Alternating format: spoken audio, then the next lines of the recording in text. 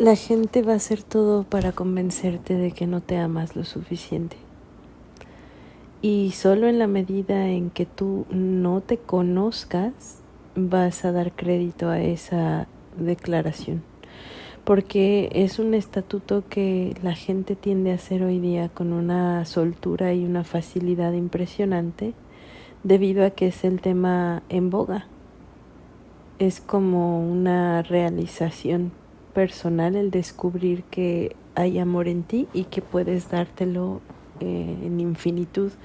Y sin embargo, mucha gente, para poder un poco manipular la situación y sentirse más en poder y en control de ella que tú, al momento de darte un consejo o simplemente de ayudarte o apoyarte, querrá decirte que tú estás desinformado o desinformada de tu propia percepción del amor propio, que tú no te estás amando correctamente, que hay una serie de pasos a seguir para hacerlo viable y de algún modo más allá de lo intraducible que es cualquier emoción, en la profundidad necesaria para que puedas estar realizado como persona o realizada. Y volviendo a este mismo tema, la realidad es que es solo una forma de conquistar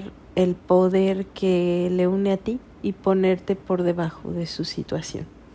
Muchas veces por proyección, por querer representar en ti lo que no han podido sublimar en sí mismos, y otras tantas por una situación más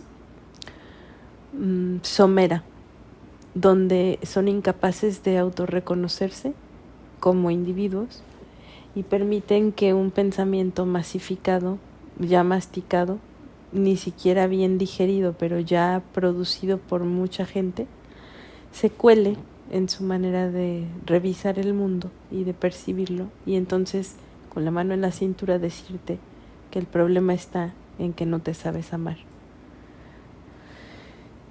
¿Y por qué esto se ha vuelto tan importante para mí o por qué he decidido tocar este tema? Porque la gente puede lucrar muchísimo con el tema del no amor. Es un tema central, crucial. Hay unos videos que andan por ahí de un señor del cual no recuerdo el nombre completo, no sé si es Tracy Emin,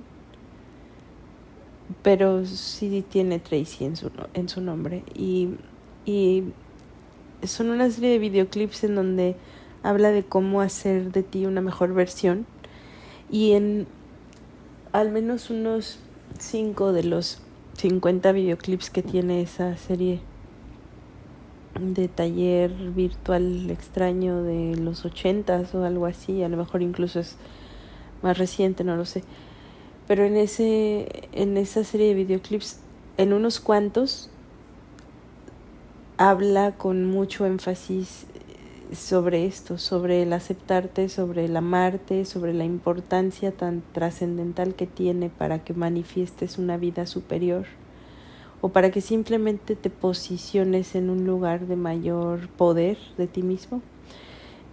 Habla sobre el amor que te das y habla de expresártelo. Y sin embargo, es esta la razón por la que me siento todavía más en discordancia con esto, porque es muy fácil, casi como un mito, hablarte del amor propio como algo generalizado y que a todos nos permea y que todos deberíamos darlo por sentado y comprenderlo sin siquiera desmenuzarlo. El simple hecho de decir y evocar el concepto del amor ya da para mucha gente una idea tan poco profunda, tan superficial, que son capaces de entender el amor desde ahí a su entrever y a su posibilidad como una totalidad, como algo que los hace ser seres profundos solo por reconocerlo en esa superficialidad, irónicamente. Entonces, cuando alguien habla con tanta propiedad de que a ti te hace falta autoestima o que no te has realizado porque te falta amor propio, están dejando de lado una serie de factores que no siempre tienen que ver con tu amor y que de hecho, conforme la gente te lo va replicando en la vida, tú empiezas a comprártelo sin querer, a lo mejor de manera muy inconsciente y callada. Vas permeando esta idea de que sí, efectivamente a lo mejor es un tema de amor propio que te está faltando, del cual careces, cuando a lo mejor has sido una persona disciplinada al momento de conocerte y el autoconocimiento ya te da una resignificación del poder que tiene el amor en ti y por ende, sin siquiera tú aclamarlo o decirlo y definirlo como una realidad, sabes perfectamente que te estás amando, porque te miras, porque haces las veces de tu madre y de tu padre cuando lo tienes todo en ti, cuando te concentras en ti, cuando hay un autorreconocimiento, ya estás amándote. Y que una persona venga y te diga, y no una, porque en realidad son muchas, solo tienes que voltear a todas las lecturas de tarot que encuentras en línea, en YouTube, por ejemplo, o incluso en TikTok, y te vas a dar cuenta que hay esa misma vinculación a una falta de autoestima y de amor propio en el metadiscurso de todas esas lecturas, en la parte subyacente del discurso aparentemente amoroso que trae cada lectura de tarot. En la mayoría son o que cuánto te ama el otro, porque seguramente hay ahí una carencia de amor propio que se da por sentada, o en su defecto, ¿qué te está haciendo falta para darte cuenta de tu verdadera capacidad de amor propio? Cuando en el fondo yo creo que no es esa la solución. El tema de la sanación a través del tarot, sea de manera directa que tú te encuentres a un tarotista que te diga que lo está haciendo para sanar, o que no te lo encuentres por ahí, sino que empiece por este otro lado subyacente y te explique cosas sobre cómo podrías amarte mejor y las cosas que deberías estar haciendo y aplicando en tu vida, también está buscando esa inclinación hacia la sanación. En todos los casos, porque incluso los que son de contraste, para hacer un tercer caso o un tercer camino de tarot, en los que lo que hacen es reforzar la idea de la falta de amor, también están haciendo una separación muy evidente de lo que es estar sano y no. Y sin embargo, en los tres casos no se está tocando el tema central. No es respecto a si me amo lo suficiente o no, porque no hay una medición real y tangible, como que eso es querer usar un pensamiento racional heredado de la época ilustrada y hacia acá, ese pensamiento positivista en el que la gente tiene que usar el pensamiento cientificista para poder aclarar la realidad y elucidar qué cosas son medibles y qué cosas simplemente por no estar medidas no tienen ese mismo carácter serio y rotundo. Bueno, están tratando de equiparar esa clase de pensamiento positivista a un tema del cual quizás no se puede uno valer de eso. Hablemos de Jung, por ejemplo, por más autoridad en la materia psicoanalítica que sea, sigue careciendo de ciertos puntos de partida racionales. Él incluso defendía mucho la idea de que la gente puede ser capaz de comprender lo que algunos llaman locura cuando se aterriza la idea de que realmente no existe tal. En el momento en que un así llamado loco está teniendo un delirio, así como es de alguna manera descrito por algunas personalidades importantes del psicoanálisis, en el fondo, más allá de esa visión superficial de delirio, hay una capa donde subyace toda la realidad de ese ser humano. Si ese ser humano aparentemente está teniendo un delirio, en realidad está viviendo una realidad específica. ¿Y qué significa esto? Que muy probablemente esa persona no tiene otro punto equiparable de partida para definir su realidad en ese momento, y entonces no es locura, es su realidad. Y en esa subjetividad nadie está loco y todos lo estamos. Y cada persona, también esto lo menciona en el libro de el Liber Novus, el libro rojo, cada persona puede ir hasta las tinieblas de su ser. Conozco una psicóloga que tiene en su estado de WhatsApp que tu sombra no te manipule, no dejes que tu sombra te manipule. No lo sé, es que es tan fácil sumergirse en una realidad subyacente que no es sencillo dejar de subjetivar las cosas cuando se habla de algo como, por ejemplo, la sanación, el amor, la psicología misma. Sí hay patrones de conducta, sí, eso sí es medible. Por eso, en tanto que no es completamente un tema ya de pensamiento mágico, tampoco es de esas carreras a las que se les considere con la misma seriedad que una carrera dura y pura de matemáticas o física clásica, ¿no? Sin embargo, sí tiene ya su carácter medible y por lo tanto ya es una carrera seria. Ya se diagnostica con ella, ya se hacen ciertos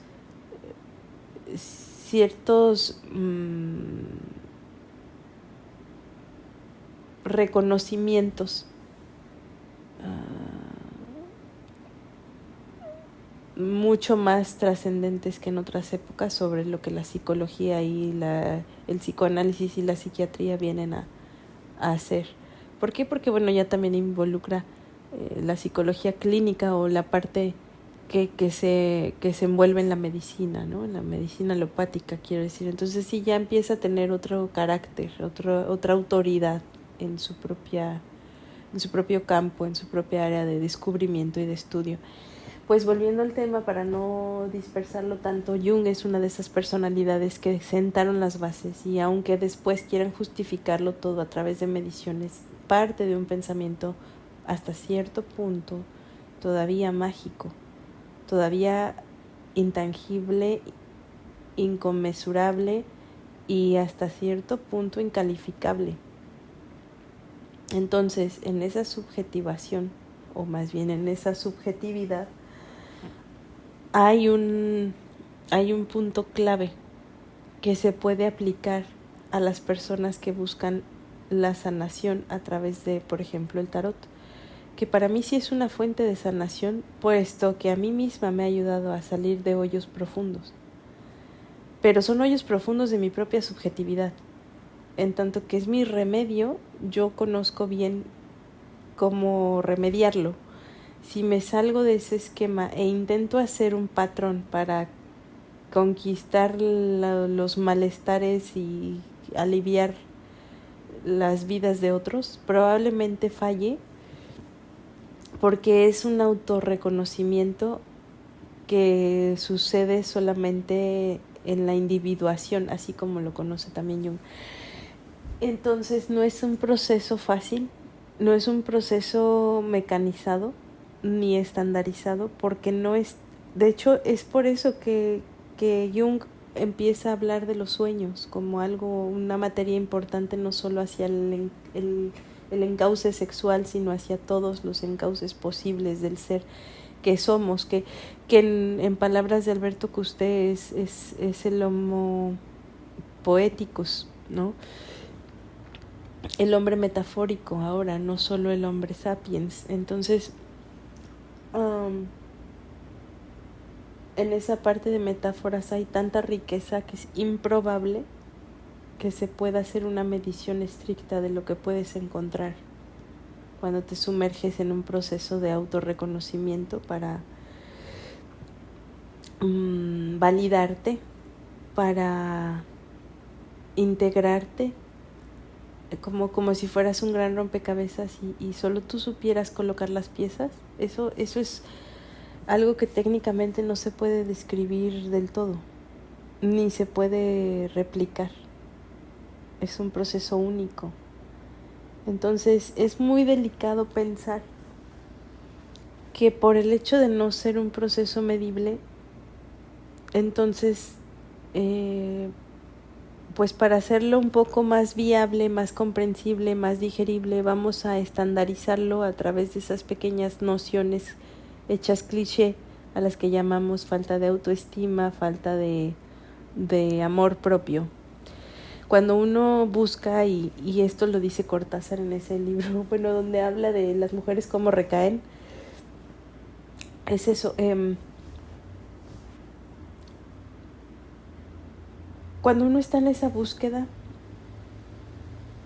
de integración, de algo que sabe que le pertenece, pero que como es ajeno al resto, entonces tiene que omitir o tratar de identificar con alguien más para que tenga sentido. Es difícil creer que de ahí hay una forma de salir más librada o más ventajosa que la que puede tener aquel que está totalmente confundido y deshecho.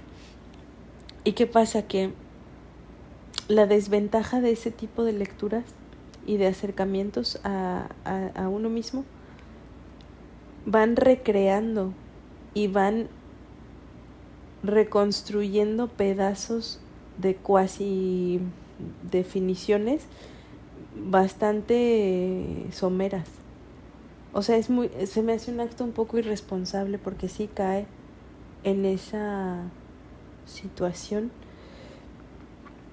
de disconformidad con tu propio ser. Es como quedarte a deber algo siempre, porque si el otro va a definir dónde tú te estás amando y dónde no, y en qué medida, entonces ya está jodido. O sea, ya te está limitando, ya te está poniendo una pequeña regla a cumplir. Y sí necesitamos límites, y sí necesitamos reglas, y eso es algo en lo que ni siquiera me voy a adentrar porque no hay ni que polemizar sobre eso. Es necesario. De hecho, hablando con un arquitecto alguna vez me decía, es que si las paredes no tuvieran esquinas, yo creo que en algún punto el cerebro no descansaría, porque necesita esa limitante también para un descanso. Entonces, por más orgánico que sea un proceso, sí también necesita sus lineamientos. De ahí que exista este pensamiento positivista. Esa fue la respuesta a una situación que parecía no tener muchas bases ni tampoco mucho fin. Y a veces el fin, esa ilusión de final, de finalidad, de principio definitorio, sí da una calma que nos falta cuando no existen tantas respuestas como preguntas. Y con esto que quiero decir, que al final sí es cierto que nos vino a hacer mella el tema del autoamor y el autorreconocimiento. En la película de Fando y Lis, por ejemplo, se habla mucho del no amor. Así es como lo plantea Jodorowsky, ¿no? Como el no amor. Y la entrada a la codependencia dura y pura, que es otro gran tema. Actualmente puedes revisar, he estado revisando, yo creo que, bueno, al azar y también de manera más concienzuda, chingo de canales, pero así un montón de canales de YouTube, porque a mí me gusta, me entretiene revisar cómo cómo otras personas se manejan en el mundo del tarot. Y los que no lo hacen predictivo lo hacen así, con esta parte de cuasi análisis de sanación. ¿Por qué ¿por qué existe esto? Porque mucha gente está desesperada por tener una solución rápida a un problema muy complejo, que es: yo no me conozco lo suficiente, necesito que alguien me defina quién soy. Porque es terrible que si te das la vuelta hacia ti mismo, te encuentres con una oscuridad tan profunda que no sabrías ni cómo salir de ella si alguien no te arrojara una cuerda y te dijera: a ver, te ayudo, ¿no? O un rayito de luz para que tú digas: es por allá. Y eso es lo que sucede, es que cuando uno se adentra en las profundidades de la duda, de lo que no es completamente puntual, viene una crisis.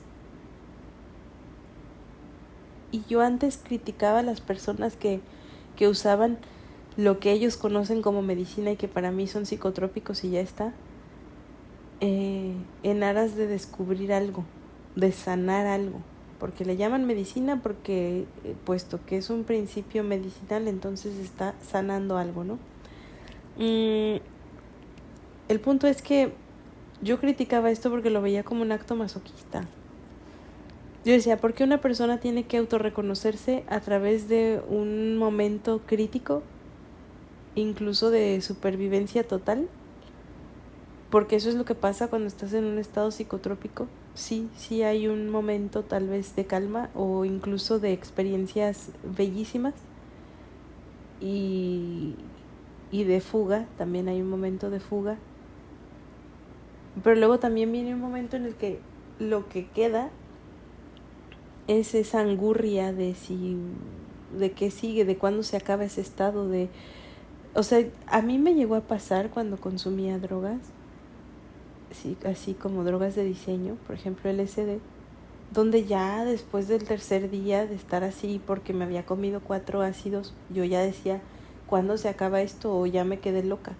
Y el estar pululando en la mente tantas cosas, y probablemente compartiendo con algún inconsciente colectivo toda esa maraña de información de siglos, es tortuoso y se convierte en una experiencia, como dicen, religiosa, porque sí tiene un contraste fuerte con lo que te experimentarías en un día cotidiano sin droga alguna, pero también porque llega un punto en que ya tu estado es de alerta, ya lo que quieres es bajar, lo que quieres es aterrizar, lo que quieres es dejar de estar en ese estado porque es cansado.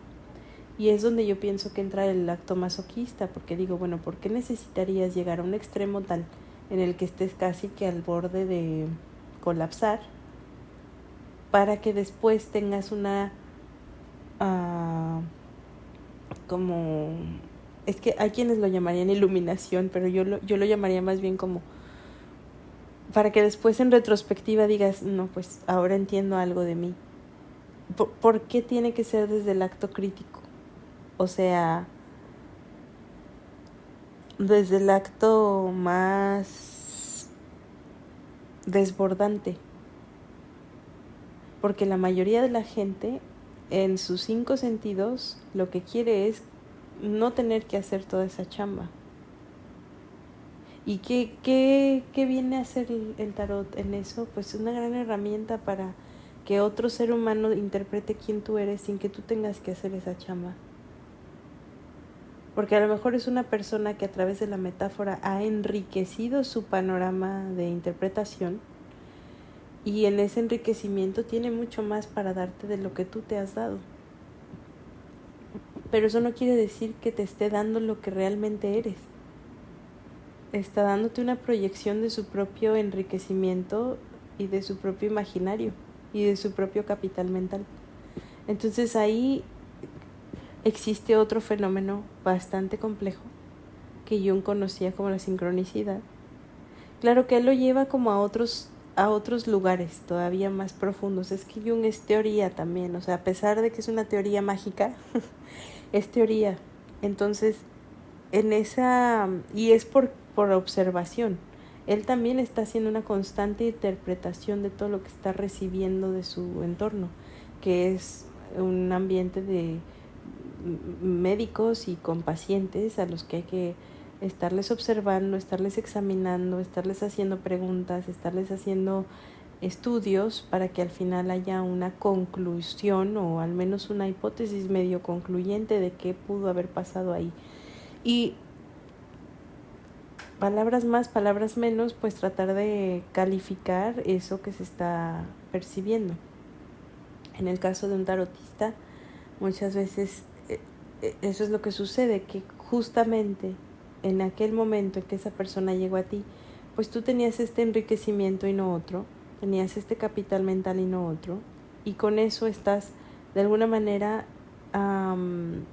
paliando un tema inconcluso en el otro, en el consultante. Y cuando pasa esto, pues al menos tienes la certeza de que algo de lo que te están diciendo te hace sentido.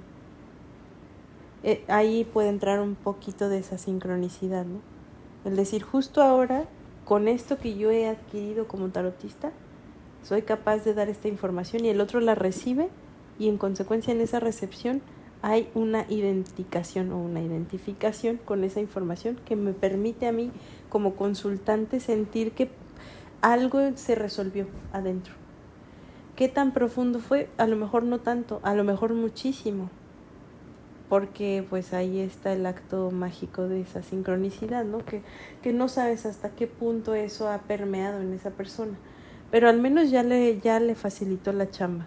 No tiene que pasar por ese estado masoquista de angustia y de límite, de extralimitación para poder concluir que él es eso y no otra cosa. ¿Y por qué es tan importante definirnos también?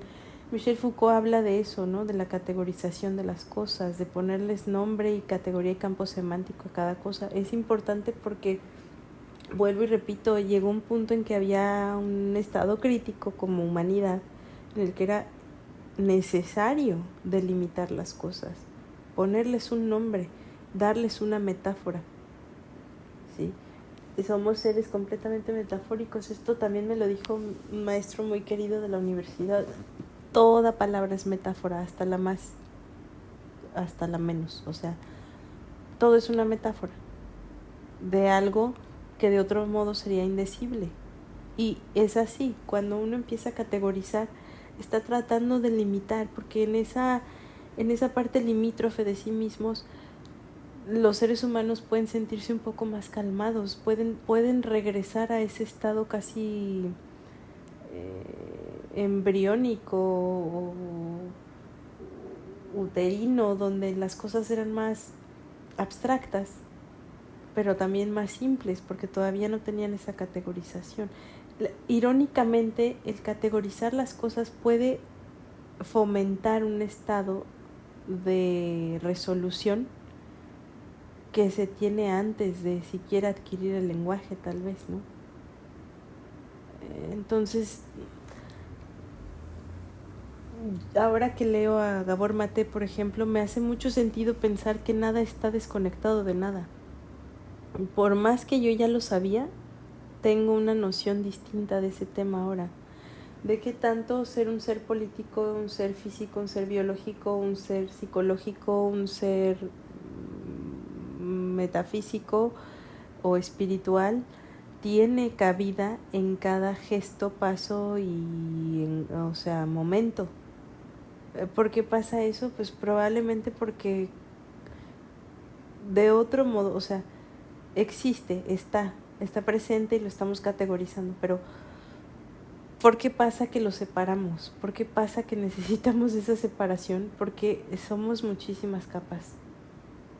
Mi guía espiritual más importante me ha dicho, y no es un ser del otro mundo, estoy hablando de una mujer de carne y hueso, me ha dicho que somos múltiples dimensiones, seres multidimensionales. De hecho, hablando de las experiencias de la ceremonia de cacao, pues ella habla de eso, ¿no? Ella dice, no, pues tú con el cacao puedes desprenderte de tus capas y estar en una multidimensión donde puedes verte desde afuera y puedes verte muy adentro y es sensacional, ¿no? Ella está muy excitada ahora por esta parte de las ceremonias de cacao porque le está funcionando para autodescubrirse y autorreconocerse. Entonces, lo que yo veo en esto es esa misma noción o esa misma consideración hacia las capas de las que estamos hechos, y que cuando hablamos de Gabor Mate, que es una eminencia en su tema de adicciones y otras cosas parecidas que tienen que ver con procesos neurobiológicos y que tienen que ver también con la psicología y la psiquiatría y que tienen que ver con hábitos físicos y que al final pueden permear en un aspecto político, es porque él está enganchando ya, o sea, es como que él ha sujetado varios hilos juntos y ha dicho, los voy a tejer, y ha funcionado. Es un tejido bastante consciente de lo que significa o representa ser humano. Él habla mucho de la compasión, y esa es otra de las cosas que el tarot a veces otorga a través de la interpretación como que más absolutista del tarotista, ¿no? O sea, lo digo porque, vuelvo y repito, mucha gente ya se queda en la superficie, ni siquiera saben bien a bien de qué están hablando, pero esa idea está ahí flotando en el aire y la captura aquel que está receptivo a eso, y en esa recepción puede captar solo pedazos, y al captar solo pedazos te los va a acomodar como los interpreta, y es rico, es un enriquecimiento también. Quiere decir que estamos vivos y estamos atendiendo a esa capacidad de vivir orgánicamente y a esa capacidad de reconocer en nosotros la vida misma y cómo nos acontece, pero también se nos queda ahí una deuda bien pendiente con nosotros mismos, porque ya nos compramos esas bases y ya no queremos ahondar más, porque ahondar más ya es complicado, ya es peligroso, ya me puede llevar a algo que no sé dónde acaba. Entonces, antes de llegar a eso, mejor yo me limito. Lo hablaba con una amiga que también la estimo y todo, pero no concuerdo mucho con su manera de verlo, porque ella sí considera que es prudente quedarse un paso antes de la locura, ¿no? Y eso es como taparle el ojo al macho, es como tapar el sol con un dedo, porque no es cierto. No es cierto que te estás quedando un paso antes. A lo mejor conoces también el estado de la locura, que lo que te da es un temor profundo, el descubrir qué tan loca estás. Y la verdad es que si lo estás, o sea, debería ser un motivo para, pues, como dice esta chica, se llama Tail Swan. Ella dice, es una gran oportunidad que te da el universo para contrastar, para saber qué estás haciendo que te puede estar funcionando o no. Pero es que es eso, hay una multidimensionalidad. Ella también está diciendo que lo que haces cuando tienes esa perspectiva de que el universo te está permitiendo ver las cosas con contraste, es porque tú te estás viendo desde un tercer punto, ¿no? O sea, desde un tercer lugar. Ni desde el contraste A ni desde el contraste B, sino desde afuera. Entonces, esa capacidad de ser seres multidimensionales, porque estamos aquí arriba en la mente, y eso también, curiosamente, lo vi en la película de ¿Conoces a Joe Black? Le dice, oye, pero mientras estás aquí como vagando en este cuerpo y deambulando conmigo como vacacionando, tú que eres la muerte, ¿qué pasa con todos los muertos? ¿Qué está pasando mientras tanto? ¿O no muere nadie o qué? Que también me recuerda mucho a un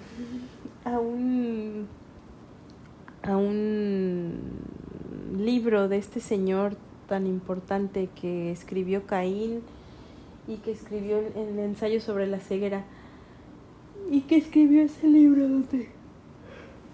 donde habla de que la muerte interrumpe todo.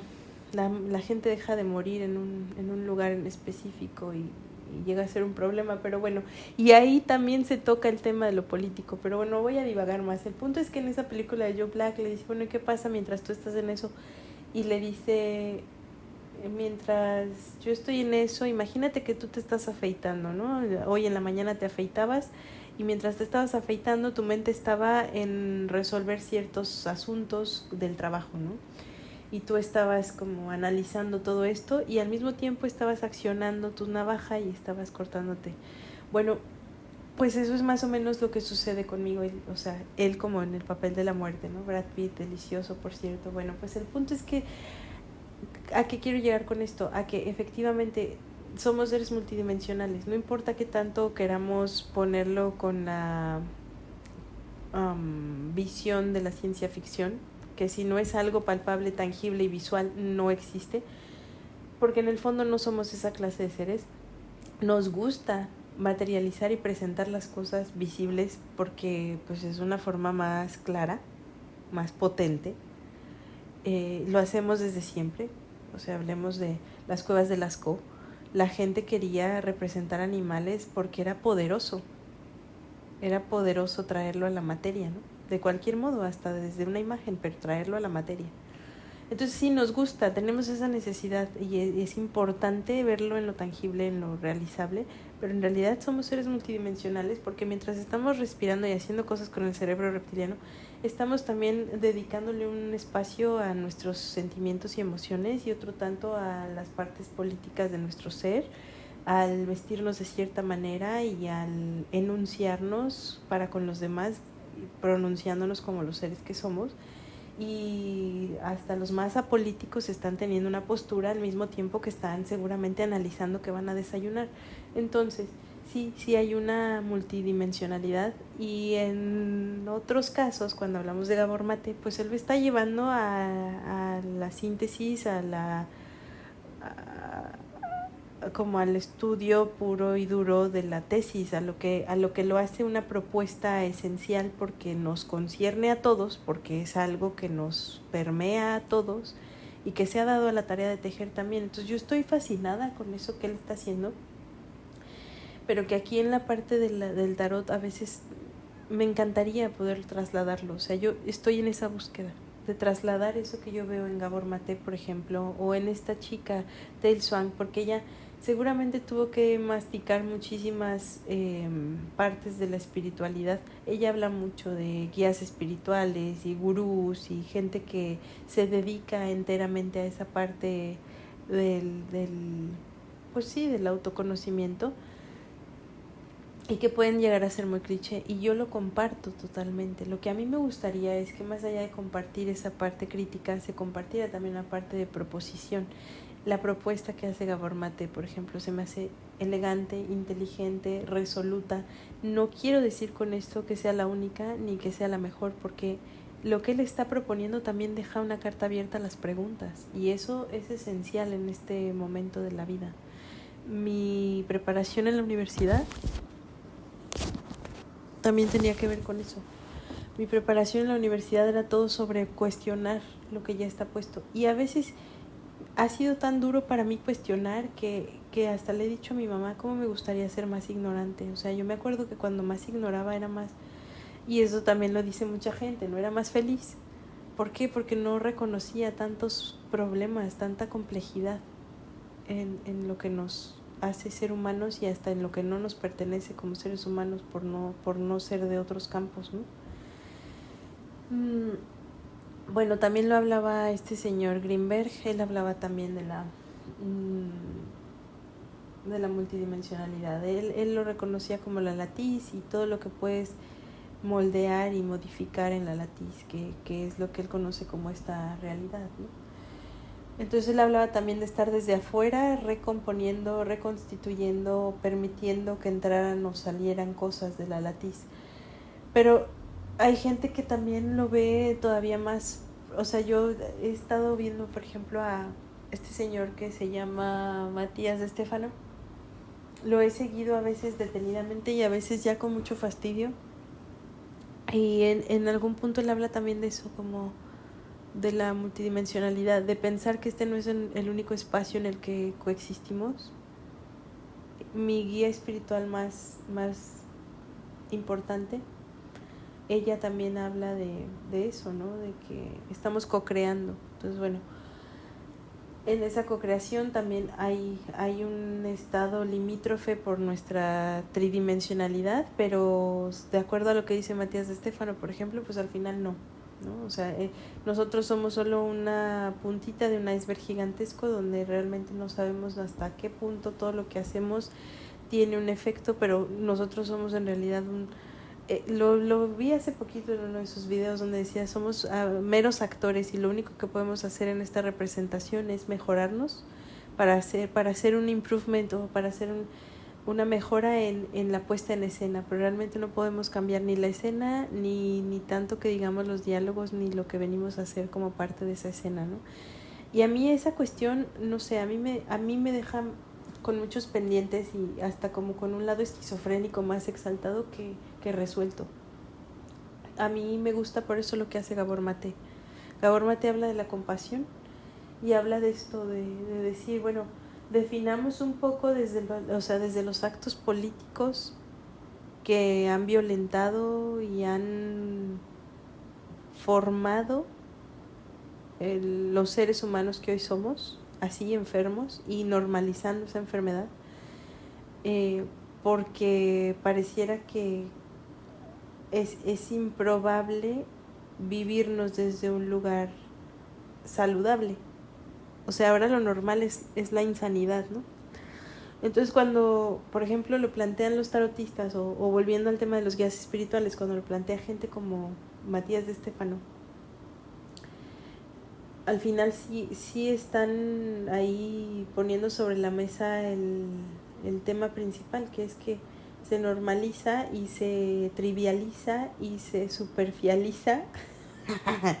Creo que esa palabra no existe, pero bueno, se hace superficial un tema que es súper profundo, que no tiene, o sea, que no está siendo respetado, está siendo bastante manoseado y sin embargo poco cuidado con respecto a qué realmente estamos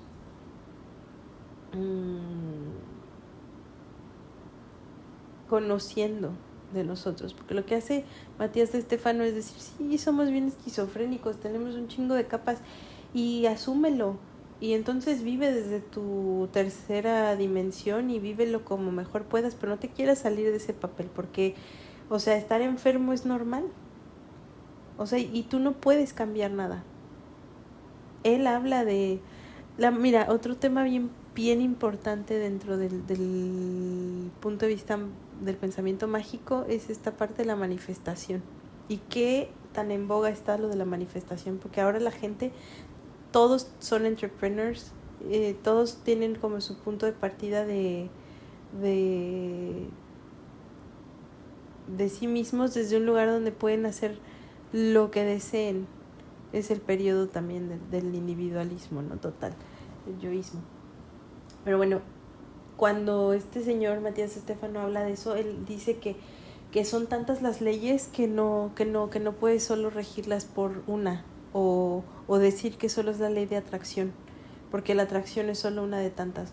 Entonces yo pienso, ok, todo eso suena muy bien, pero y él sí está juntando dos partes, ¿no? O sea, él de repente sí llega a hablar de física cuántica al hablar de esto, y la física cuántica se puede considerar una de las físicas más respetables después de la física clásica, porque finalmente y con todo y que no está completamente definida, o sea, a la actualidad, en este momento de la historia todavía no tenemos una definición clara de cuáles son los alcances de esa física cuántica y las teorías más extrañas y bizarras donde también se vuelve a tocar el tema de la multidimensionalidad, sí están avaladas por los científicos a lo mejor más notables que se dedican a la parte de física, los fenómenos físicos.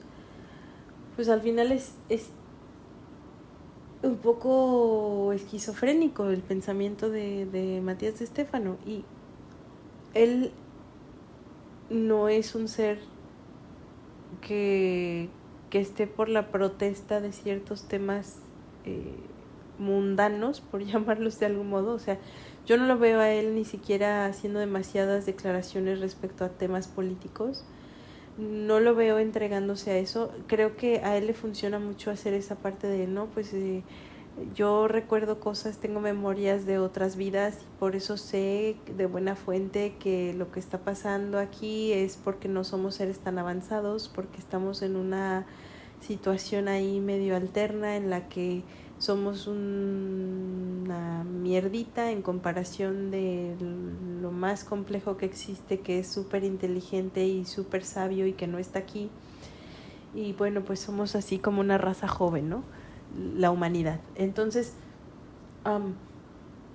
pensando en eso, para mí es inconsistente, porque no, ni siquiera necesitamos hacer un programa medible, pero cuando él empieza a manosear temas de metafísica o temas metafísicos, que son estos temas mágicos, poniéndolos en contraste con la parte de la física cuántica, porque hay leyes, y de hecho ni es física cuántica, o sea, pensémoslo, sí, la multidimensionalidad sí, pero realmente él de repente como que se encausa hacia las leyes de la física clásica, por aquello de hablar de polos y de temas de los que también habla el que se supone es el señor más, o sea, del intelecto más cabrón que ha existido en la historia de los tiempos, que es un señor que escribió un libro sobre la termodinámica, que por cierto estoy leyendo y es muy interesante, pero bueno, me desvío un chingo porque es que es así, o sea, también ese gesto esquizofrénico de estar yendo de un lado a otro y en capas y capas, eso es bien, bien actual. Pero bueno, él es un reflejo de nuestra actualidad también, o sea, Matías de Estéfano. El tema es que él lo normaliza y lo pone sobre la mesa como un tema cerrado, como diciendo, eso es todo lo que hay, trágatelo.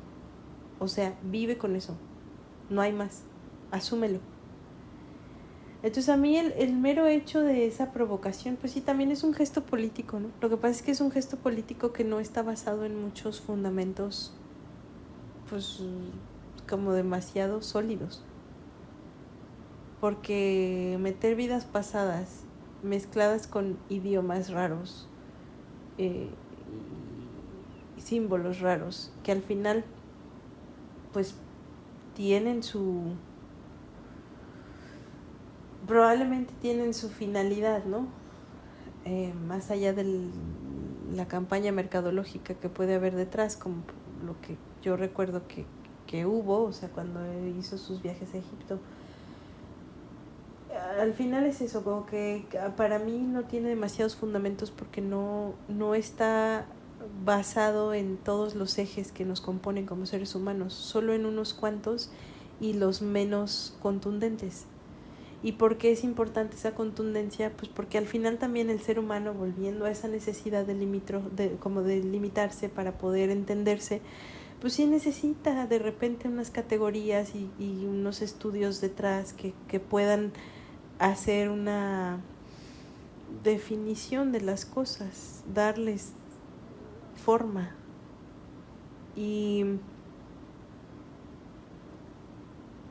cuando hay demasiada subjetividad también ya es muy difícil que eso ayude en un proceso de sanación. Curiosamente todos buscan la sanación, o sea, Tailswan lo dice así como que todo te inclina hacia la sanación, y es cierto. Y cuando hablamos de Gabor Mate, que para mi parecer es mucho más sólido y mucho más contundente, también está inclinándose hacia la sanación. ¿Por qué? Porque estamos en un momento de profunda enfermedad. Es tan profunda ya la enfermedad que la vivimos como algo normal.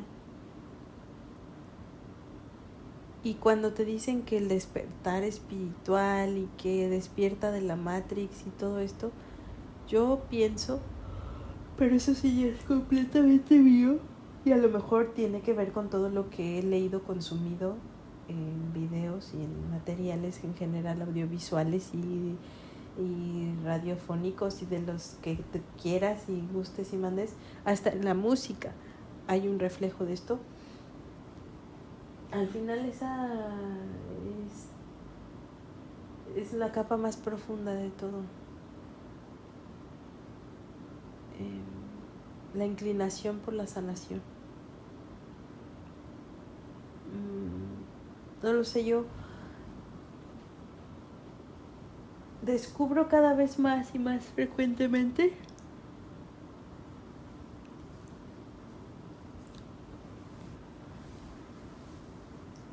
que sanar tampoco significa para todos lo mismo. Así como el éxito no es para todos lo mismo, así como no todos van a encontrar en el tarot una fuente enriquecedora de la vida, así como no todos leen libros de autoayuda, así la parte sana no necesariamente es normal. Eso está todavía más extraño, ¿no? Pero es eso, cuando yo decía que mi amiga a lo mejor lo que tiene es temor a darse cuenta que está más allá de la locura y por eso dice que se queda un paso antes. Pienso mucho en eso, ¿no? En la idea de que en el fondo de todo la salud no necesariamente implica lo mismo para todos. La salud no es normal. También de eso habla Gabor Mate, del mito de lo normal, porque bueno, ahora lo normal es la enfermedad. Entonces sí hay parámetros para algo sano, pero ¿hasta qué punto esos parámetros nos funcionan?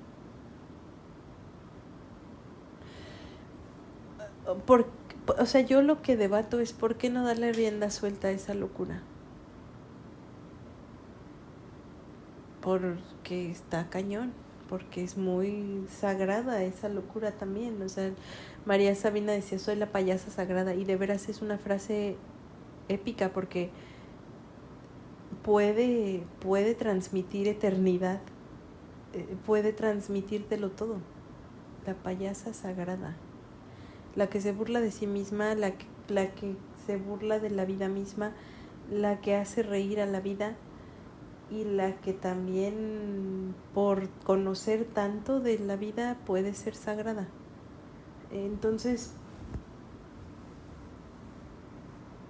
habrá gente que piense que lo que hacía María Sabina ni siquiera era sanar. Yo llegué a pensarlo. Si no hay gente que lo piense, yo llegué a pensarlo. Que ella realmente solo en un gesto de supervivencia, cuando tenía mucha hambre, se puso a comerse a los niños santos, se drogó un chingo, le gustó porque sació un apetito que a lo mejor iba más allá del apetito físico, pero también fue por un momento como su combustible para seguir viva. Y ya luego lo que vino fue tratar de guiar a otras personas por ese camino, pero realmente sin saber muy bien a bien qué estaba haciendo. Yo he visto por ahí algún documental donde ella está en una sesión con una señora que se quemó. Creo que se cayó o se quemó un pie. Algo le pasa a su pie y está inflamado. Y le dice ella que por qué se hizo eso. Pero imagina que tú has entendido y digerido un montón de sabiduría porque tuviste un viaje muy chingón donde te autorreconociste y te diste cuenta que te puedes disolver en eso porque a lo mejor no eres nadie. Y entonces ahora cuando regresas de eso e intentas planteárselo a otras personas, pues es algo indecible, ¿no? Algo indescriptible. Pero resulta que llegan a ti por X o Y y tú ayudas en esa sanación. Entonces te conviertes en sanadora, pero es como un gesto muy inherente a lo que estás haciendo. Es casi intuitivo, como que no tienes tú realmente mucho control sobre eso, ¿no? ¿Qué tanto puedes llamar a eso una sanación? Es otra vez tu subjetividad haciendo por ahí una sincronía con otra persona que está buscando ese autorreconocimiento, pero que a lo mejor está menos preparada para hacerlo por sí misma. ¿Por qué? Ni siquiera por un tema de superioridad o de mayor comprensión de la vida o por más sabiduría. No, yo creo que es algo más simple. Sus circunstancias no le han llevado hacia ese punto crítico y entonces nunca ha tenido que extralimitarse. Y entonces el solo hecho de acercarse a eso ya produce cierta sensación de descontrol que no todos están dispuestos a digerir. Esa película de Fight Club lo relata súper bien. Y hay un video que me encanta de un güey que está en esa dicotomía de que no sabe con quién quiere estar, si con melón o con sandía. Son dos mujeres, una es más joven, la otra es como súper sobria y es su esposa, yo creo, se nota. Sí, porque hasta traen anillos de casados, ahora que recuerdo. Pero la esposa es súper solemne en ese sentido, no juega, no está. No está para la jovialidad de una relación que no se cansa de estar viva, ¿no? Y por otro lado está esta otra chica que es toda jovialidad porque es más joven, simplemente porque es más joven. Y él está en medio y hay una escena que se parece a otra de Fight Club donde ese güey quita las manos del volante. Con la chica más joven conduce una bicicleta. O sea, así de chabacana es la vida con esa mujer. Y con la otra van en el auto y en el momento en que él quita las manos del volante, esa morra, la mujer, su esposa, se alarma. O sea, es como así, ¿no? Como algo increíblemente, no, o sea, negativo. ¿Qué estás haciendo? ¿Te volviste loco? ¿Qué te pasa? Su expresión es bella. O sea, lo relata con su expresión de una forma que no te cabe duda que está pensando que está bien pinche loco ese güey. Y ese güey, como no recibe esa respuesta chabacana que recibiría con la otra morra, como que hasta se emputa, ¿no? O sea, no lo dice, pero sí se emputa. Y eso a mí como que me remite mucho a esa idea de control que es bastante fantasiosa, ¿no? Nosotros hacemos rutinas y mi mamá me lo decía, nada menos hoy. Es que trabajar es terapéutico también.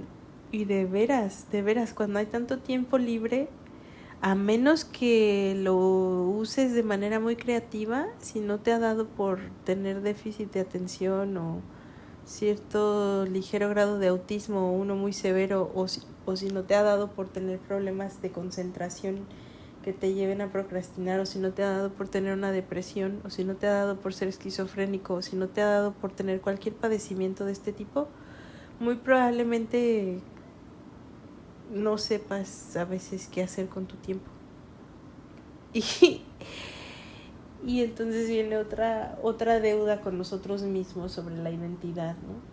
¿Qué eres cuando no estás haciendo algo? ¿Quién eres? ¿Quién eres en el no hacer? Y es que en este momento es tan fuerte esa pregunta. Yo creo que siempre ha sido fuerte. En este momento lo es más. En este momento lo es más porque es un momento de mucha...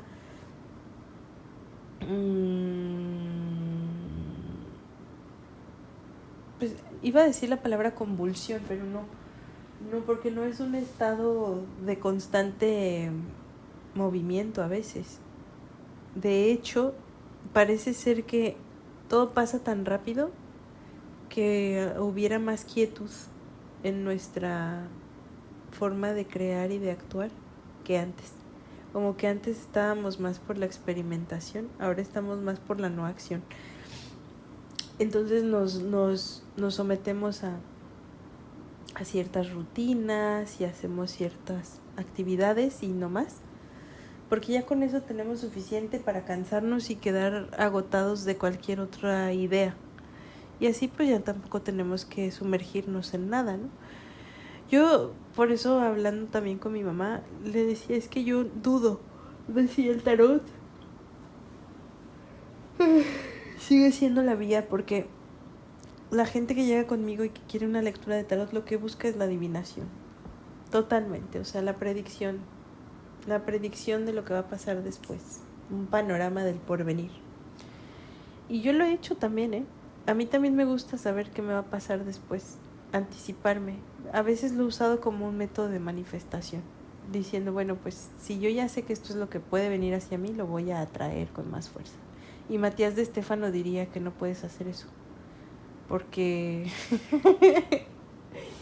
porque eso es un gesto capitalista, ¿no? Ah, bueno, sí, también se ha metido con la política ahora que lo pienso, pero así como desde un lugar muy somero. Bueno, en fin.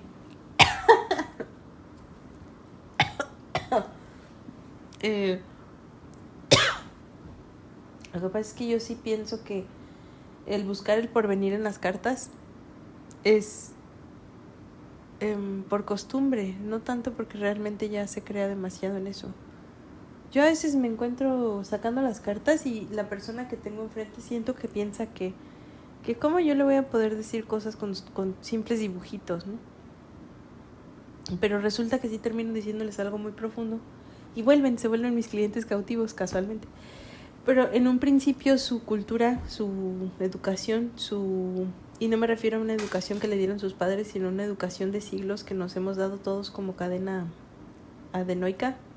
Bueno, pues en ese sentido, acabamos por pensar que todo lo que nos puede otorgar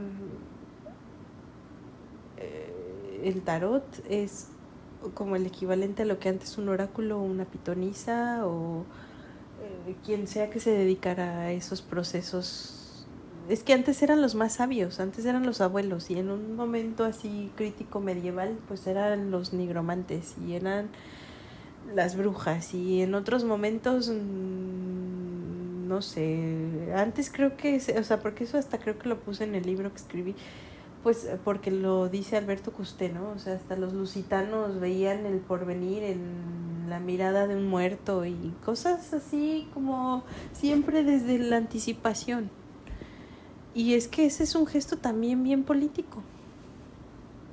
La gente que más se adentra en el mundo paternalista de querer proveer una solución anticipada, se anticipa, o sea, sí, es eso, la solución debe estar antes de que siquiera el problema persista o se encuentre en su momento más grave. Y esa idea también viene de allá, o sea, los grandes políticos de Estado de otros tiempos usaban oráculos, o bueno, no los usaban, los visitaban, ¿no? Y eso habla de una humanidad que requiere de ese pensamiento mágico y que también necesita una esperanza, porque qué valor el de vivir sabiendo que te puedes morir en cualquier momento, y por qué no mejor ser más optimistas y darle un poquito de enfoque futuro a la vida, ¿no? Se entiende, es hasta terapéutico también hacer eso a veces. Y yo vuelvo y repito, yo lo uso como un método de manifestación, porque para mí es importante que el tarot a veces resuelva ciertos conflictos que me han permitido a mí a lo mejor conocer más de mí, pero también decir, no, pues aquí ya no tengo ni cómo salir, o sea, de aquí cómo me salgo, qué sigue, o cuando tengo bloqueos, ¿sí? Cuando ya mi mente no da para más, recurro al tarot y ahí a veces hay respuestas tan contundentes que termina siendo profético, ¿no? Pero ¿por qué pasa eso? Bueno, porque a lo mejor ni siquiera yo así leerme adivinatoriamente sobre si fulanito pelenganito me ama, no puedo. O sea, yo ya supe que no puedo. Pero respecto a otras áreas, como por ejemplo esta que platico, elucidar en momentos de mucho bloqueo cosas de mí misma para el futuro, sí lo he logrado con el tarot. Entonces, sí hay mucha tela de donde cortar con el tarot. El problema es que cuando la gente se acerca al tarot, lo busca desde esta perspectiva de total entrega, así como, mira, aquí está mi vida, te la entrego, ahora dime algo que me aliente a seguirla viviendo. Y además, si puedes, dime que soy amada por las personas que a lo mejor nunca me han correspondido. Yo no quiero sanar mis heridas, lo que quiero es que me alientes a continuar. Y habrá quien diga, eso también es una terapia, o sea, porque es importante a veces no detenerse a pensar demasiado, sino actuar. y ya habrá tiempo para desmenuzar todo el trauma, ¿no? Pero es lo mismo que pasa en Gabor Mate cuando se habla de lo que hace la medicina, que es darte una solución sin ir a la profundidad del problema, sino para paliar la situación, ¿no? Y eso también se ve en las adicciones, por cierto, ¿no? O sea, esa recompensa rápida, paliar, acallar el síntoma de algo más profundo. Y todo lo hacemos, lo hacemos con el amor, lo hacemos con el trabajo, el dinero, lo que consumimos, lo que dejamos de lado. En fin, creo que a lo que quiero llegar con esto, que realmente no es un punto final, sino muchas preguntas,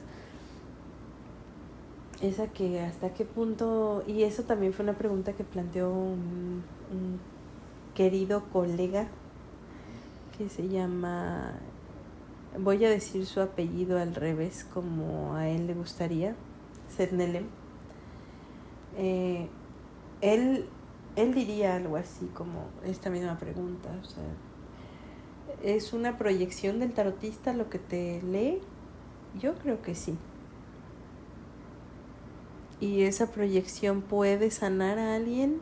O sea, ¿tú podrías diagnosticar a alguien con el tarot? Porque para sanar hay que diagnosticar, ¿no? Eso es más complejo. No dudo que se pueda, porque hay metáforas tan intrincadas en nuestra mente, en nuestra psique, en lo más profundo de ella, que seguramente ya resolvió la cura del cáncer y otras más. El tema es que cuando lo sacas a flote, no siempre sale como se espera. Y a lo mejor, por más profundo que sea tu consciente, se queda corto para decir todo lo que el otro necesita y entonces pueda sanar. Que yo he logrado ahí avances bastante extravagantes con algunas personas, sí, hasta yo me he sorprendido. Pero no les quiero ya ofrecer la garantía de que un servicio de tarot les va a solucionar la vida, porque solucionas momentáneamente ciertos aspectos, pero si tú no eres capaz de entrar en ti, y no como una capacidad así de que no naciste con ella, sino de que te avientes a hacerlo, está muy complicado que una lectura de tarot te pueda resolver demasiado. Tendría que ser un reforzamiento constante, y probablemente si yo voy evolucionando en mis lecturas y esa persona se estanca o no quiere evolucionar conmigo, termine por dejar de consumir mis lecturas. A mí me ha pasado que por un momento me metí a un canal y dije, aquí me gustó, y lo que dijo me resonó, porque en este momento yo necesitaba escuchar eso, pero si vuelvo en 20 días y yo ya cambié de episodio en mi vida, ya lo que diga, si no evolucionó esa persona y sigue diciendo lo mismo que decía hace 6 meses y hace un año y hace 3 semanas, es muy probable que yo ya no consuma ese canal de tarot. Porque ya es como, oye, espérame, no es que ya me lo sepa todo de pe a pa, pero sí ya me mastiqué esto. O sea, ya cámbiale a ese metadiscurso, ¿no? A esa parte subyacente de la que hablábamos al inicio. Y bueno, esa es otra constante en Gabor Mate. Por eso yo creo que yo no podría casarme con ninguna área. O sea, hay gente que a veces siento que me exige que me dedique a algo y ya. Me decía el otro día una clienta de joyas, pues entonces aprende a soldar. Si el problema es que no estás pudiendo entregar las piezas más complejas porque no tienen soldadura, pues aprende a soldar. Y yo decía, es que si supieras que no es algo que esté en mis planes, o sea, ¿por qué tendría que satisfacer eso que tú quieres? Porque para ti eso es lo ideal, que yo me convierta en, ¿cómo se llaman esas personas? Es que lo tengo en la punta de la lengua, porque en inglés sería como en goldsmith, silversmith, como joyera, ¿no? Que me convierta en una joyera. orfebre o... No, como joyera. O sea, maestra de la joyería. Cuando a lo mejor yo no quiero dedicarle mi vida a la repetición de un mismo oficio. Y es muy exigente esa parte de la soldada, por ejemplo, ¿no? O sea, es algo que demanda una cantidad bastante grande de energía. Porque te piden primero que hagas un chingo de circulitos base y que los hagas perfectos para que encajen bien al momento de soldarlos.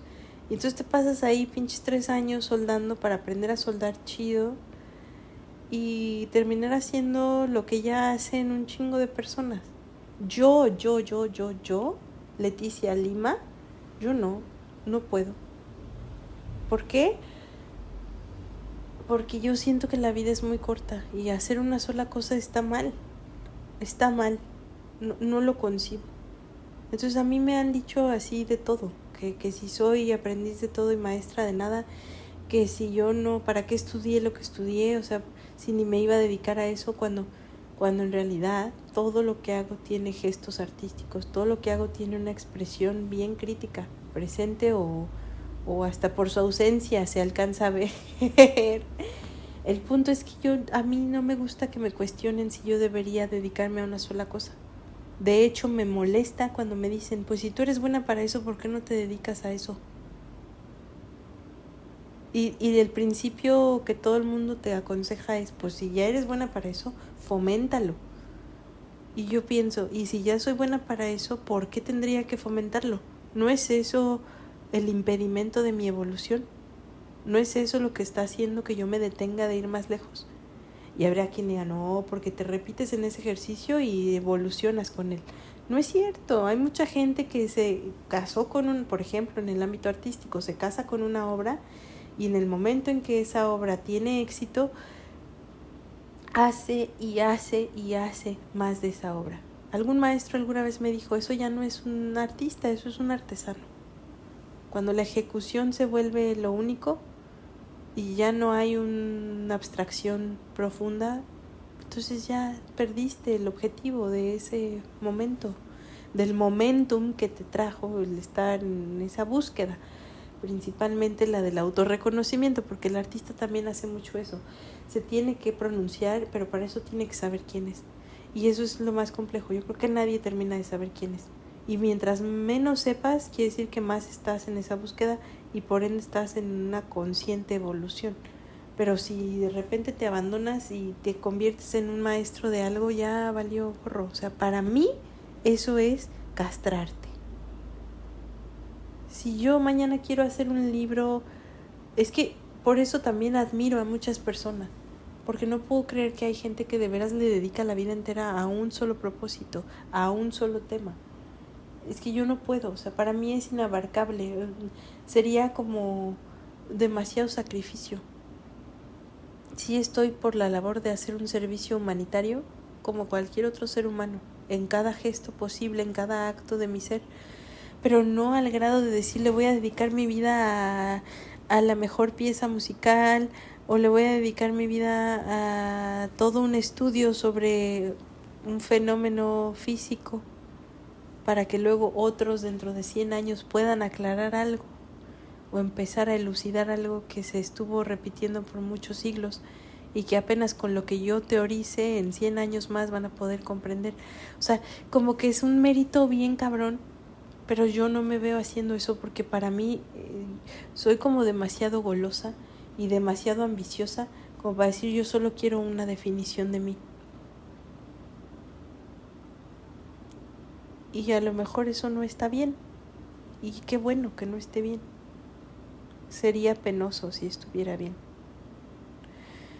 Como sería penoso si yo pensara que no estoy loca y me sintiera bien con eso. O sea, yo me siento mal a veces de pensar que puedo estar loca. A mí ya más de una psicóloga me ha querido insinuar que yo necesito ayuda, ¿no?